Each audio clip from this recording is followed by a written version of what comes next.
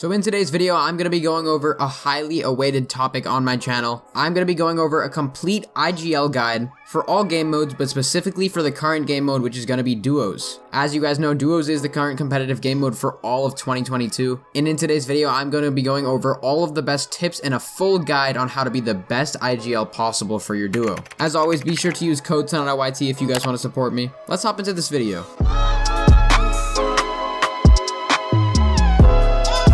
So first off, I really want to go over something that I like to call the key rule of 3 for all IGLs that is the most important thing. This is going to be 3 primary rules that I'm going to be going over now. Now the first rule is going to be that terrain and zone are your biggest enemies as an IGL. While your duo partner's enemy is going to be the actual enemy players, your enemies in the game is going to be the elements. And the 2 primary elements is going to be terrain and zone. An example of terrain could be a mountain. So let's say that you need to get on top of a mountain to get the best position or to escape the next zone. That's going to be one example of terrain giving you a hard time. Another example is going to be zone. An example of zone being your main enemy is going to be if you are rotating an endgame. Obviously, the zone does damage to you and you need to get away from it as fast as possible. That's why you should always think from the perspective that zone and terrain are your 2 main enemies. Now, the second rule in the rule of 3 is going to be scouting. You need to acknowledge that scouting is the best way to find a path to zone. Now, there are various different ways to scout. For example, you could be looking through a cone for a certain portion of the game. That can help you get a really clear path to zone. To scout effectively, you need to be able to look at the enemy players, assume what loot they have, assume how much health they're on, and assume how much materials they have. You also need to assume things like how many resources they have, for example, if they have launch pads or Spider-Man mythics. And if none of these options are available to you, you need to really focus on finding the best path to zone, and overall finding the best path that will not get you killed. Most of the time, the best path that will not get you killed is going to be on the dead side of zone. So I'd recommend as an IGL that you scout through a cone for players that have launch pads and other utility items that you can recycle, or you look for a path to zone that's going to be on the deader side of zone. And in order to make sure that you don't get lobby focused on the dead side of zone, you need to make sure that there is some sort of cover or some sort of various type of terrain that is covering you. For example, if you guys see a hill, if that hill is on dead side, you should hug the hill as you rotate onto the dead side. Then you can get into zone safely and position well. Which brings me into my third and final rule for the rule of 3, which is going to be positioning. You need to acknowledge that positioning is key as an IGL, especially mid-game positioning. One of the hardest parts for most IGLs is getting mid-game down correctly. A bunch of IGLs have gotten really used to early and late game from playing a bunch of scrims in various different tournaments. However, mid-game is the one part that not very many IGLs are good at. In order to be good at mid-game, what you really need to focus on is positioning and prioritization of good positioning. In order to find really good positioning, what you should do is try to position in an area where you cannot be W keyed very easily. Ideally, an area on elevation that gives you a good path to zone and gives you opportunities to scout and look for storm surge or refreshes if you need them. An example of this could be some of the mountains near the central area of this new map, especially if zone pulls towards that area. That's a really good spot to base up. Another example could be the volcano that is near the Daily Bugle. You could base up on the edge of that and get good positioning. And then a little bit of a bonus tip that I would recommend for you IGLs. This is really just going to be that sliding is a crazy form of rotation. So even if you don't have any rotation, you can just slide, especially if you're on a decline. That's one of the most useful tips that I can give you.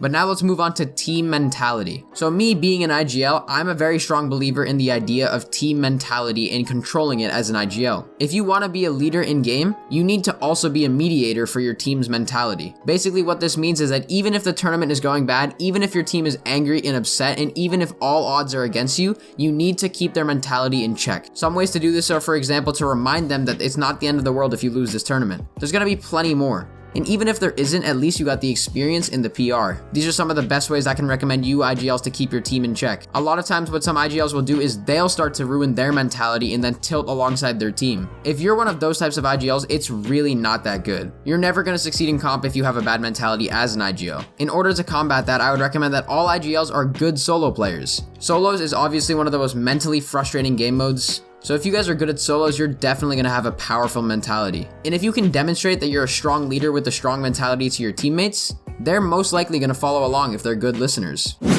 And speaking of good listeners, that leads me into my next topic, which is going to be being strict and getting your team to actually listen to you. Now, the best recommendation I can give you guys for this is to put your foot down and control your teammates when it comes to making decisions. You need to set up 3 primary things which are very key. Be decisive when it comes to your decisions, make your decisions quickly, and train your teammates to criticize afterwards and then make sure that your decision is the final decision for the team. Obviously, some teams are going to be having co-IGLs, like an example might be Bugha and Miro, but what you guys are definitely going to have to do is ensure that your decision is the final decision if you are the lead IGL. No matter what a co-IGL tells you, if your decision is the final decision, that is important. That is going to lead to a lot more success. It's very bad when I see indecisive IGLs because then everything turns to chaos. Fortnite is a game that's so quick and so rapid when it comes to specifically endgame, so you need to be very decisive when it comes to moving. And what I mean by training your teammates to criticize afterwards, so let's say that you make a bad call in game and your teammates pick up on this. If they pick up on that, make sure to have them not criticize you in the middle of the game while you guys are rotating and intensely playing, but have them wait until you're back in the lobby to criticize you. After that, what you can do is take your teammates' constructive criticism, don't get mad at them, and then regroup and then come back and attack the problem the next day.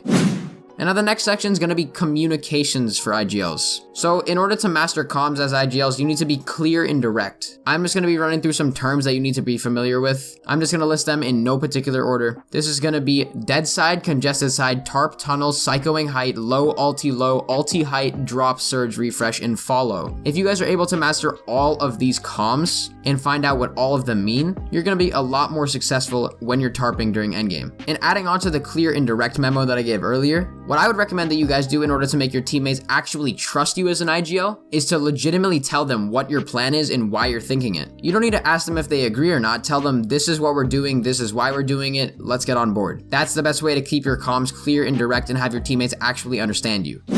And now the final section is going to be how to train as an IGL. Now I get this question more times than any other question I get on my entire channel. It's basically, Sonata, how do I practice? How do I get better as an IGL? How do I get better as a fragger? And in terms of actually getting better as an IGL, scrim practice is definitely going to be the best, especially when it comes to comms, mentality, and overall rotation. You can master the rule of 3 in any variety of open scrims.